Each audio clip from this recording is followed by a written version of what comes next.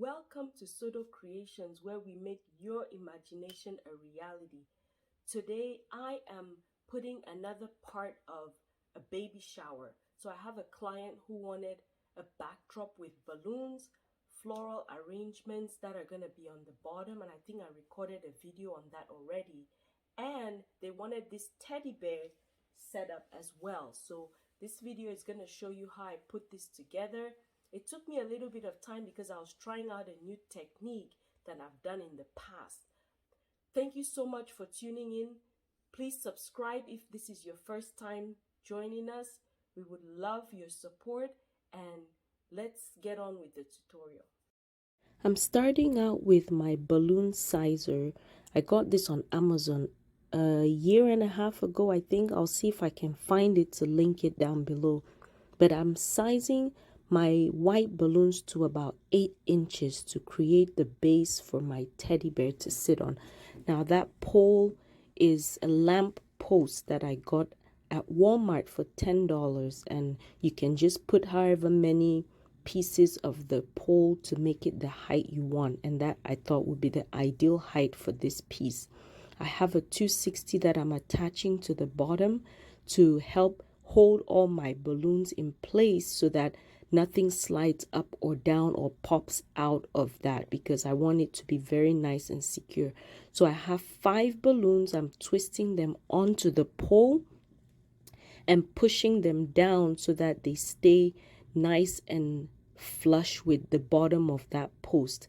Now with the 260s, you're going to pull real tight and twist them around and over just to hold everything in place, and make sure you tug on it so that you have enough slack for when you need to attach the other pieces.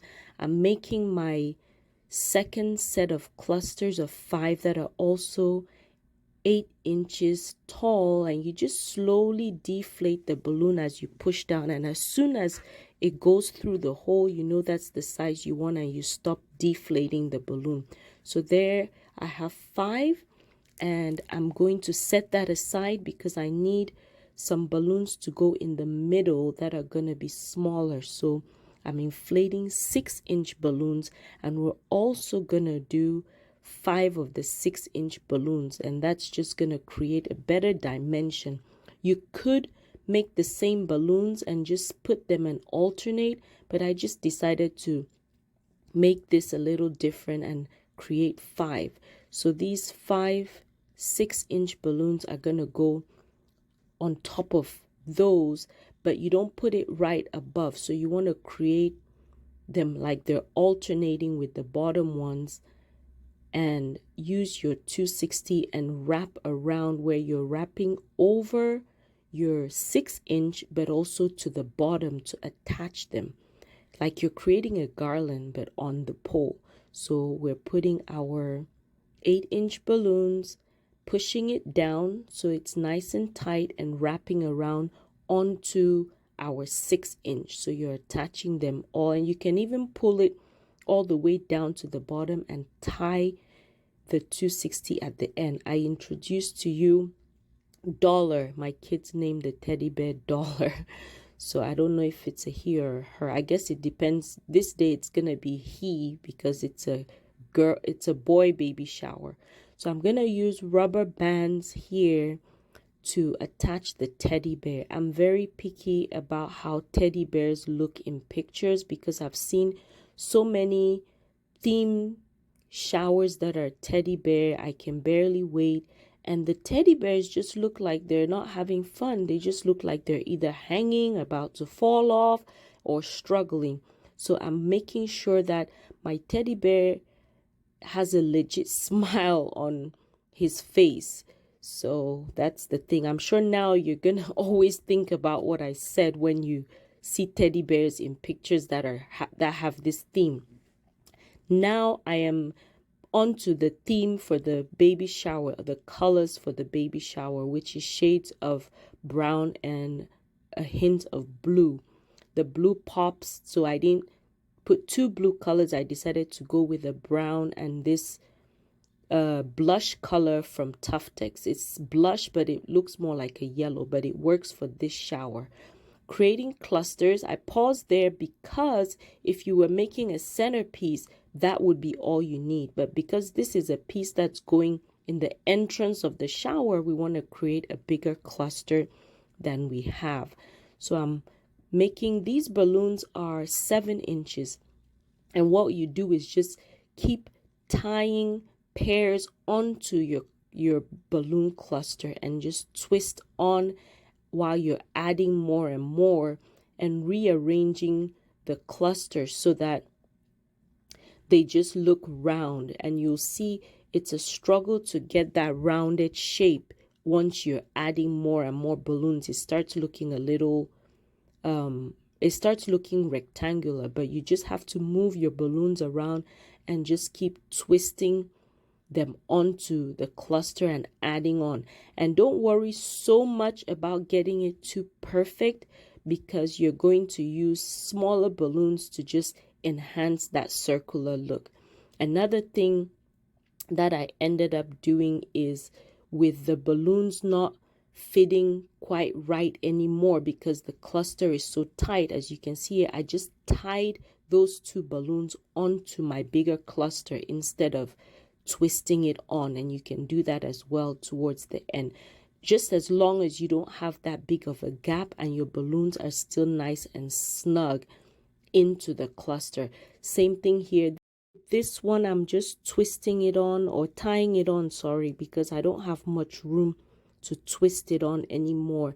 And you just rearrange it to try to make it look round. It's not gonna be perfect, again, like I said. Just get it the best you can, and you'll use your smaller balloons to make it look more rounded. Now I'm showing you the balloon I'm gonna use to hold everything in place. I create a slit in the balloon that I'm gonna insert my 260 in right there. So that balloon is going to go over the pole to prevent the balloons from popping, but also serve as a support for the 260 and a good support for the round cluster. So I'm tying that around and just making sure it's nice and tight. So when I'm pulling on that 260, there you go, it goes round through that hole.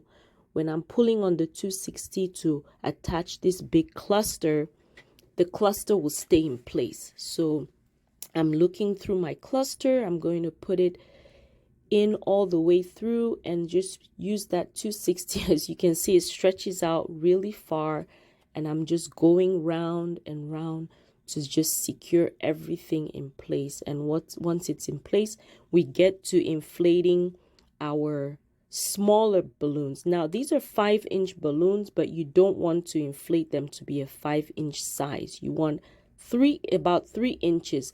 I'm not measuring this one, I'm just going by eye, and they turn out the same size. But also I want to create 3 balloons of different colors just to create a better dimension in the colors when you see the clusters, the 3 clusters on my design. So I'm putting it all together, and now I just look at the balloon. I attached 260s to some of them, and I cut a 260 into 3 and attached them to put them on there on each end of my 5-inch balloons. But I also use a rubber band at some point in the video, and you'll see that it's just easier to slide on and slide it onto the balloons. So this is easy to do at this point, but you'll notice there's a lot of looking and trying to figure out how to make it round. So when I inflate, I twist it on, and I just step back to make sure that everything is looking nice and symmetrical. Here you see there's a flat top, and I don't want it flat, so I'm just inflating. And another thing is, the back doesn't matter as much. It depends on the angle you're placing this whole design. If people are coming from the front and nothing is showing, no one is walking from the back, or you have it against a wall, you just position it in such a way that you make it round where people will see. And with this design, when I got to the site, I had to adjust it on the right, looking from the right side and also looking from the front.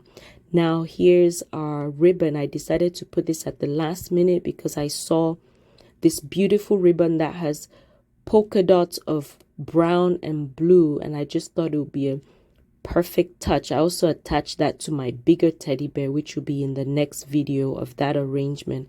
But there you have it. We're all done. Thank you for watching.